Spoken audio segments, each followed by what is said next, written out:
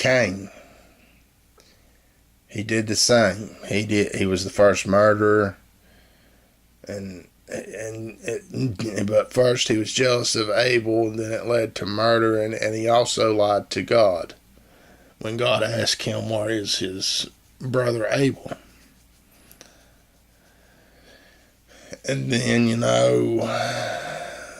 what really made it corrupt even more and bloodshed wasn't just man, but these angels that defiled themselves with women, teaching them forbidden knowledge that they shouldn't have known, but man was striving for it.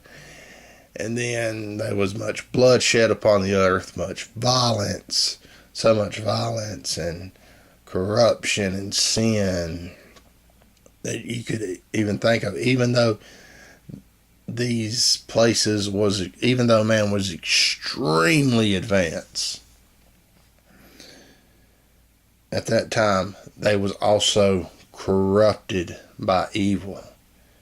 And God seen that, and it grieved his heart.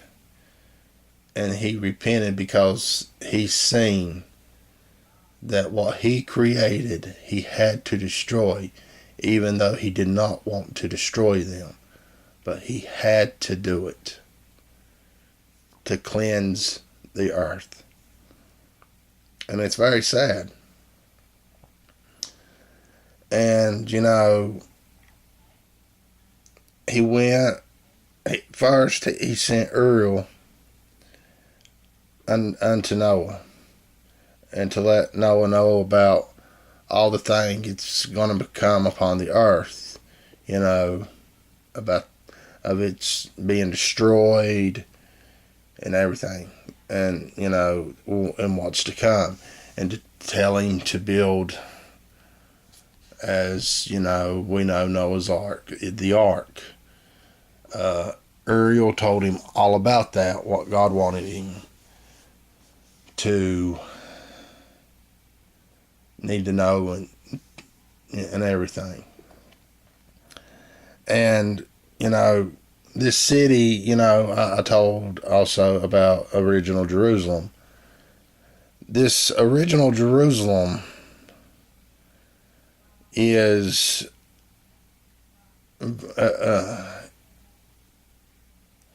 very strange looking, and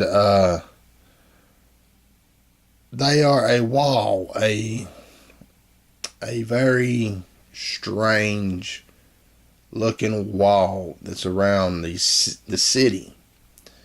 It's a strange looking dome, but it don't have no roof or anything of that type, and it's made of black onyx, and it has windows in it, and they give off light that comes from the city, and this is what I was seeing, when I was wide awake, and they was like stars, a blue star, they were, and the city that was inside were buildings buildings the size of skyscrapers and smaller, and so on. It was just, and their lights, when they shined out of them buildings, were like also blue stars. And then there was the palace, which was very strange and exotic looking, and it was made of pure gold and flawless sapphire. And this was the original Jerusalem that was before any other Jerusalem, and it had to be wiped off the earth because of its wickedness.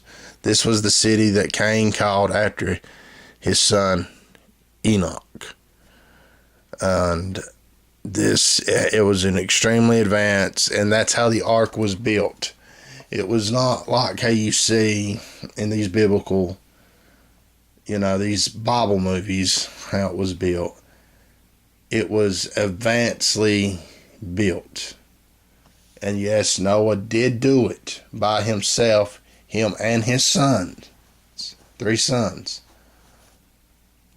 And people did make fun of them because they didn't believe what was to come, water coming from the sky.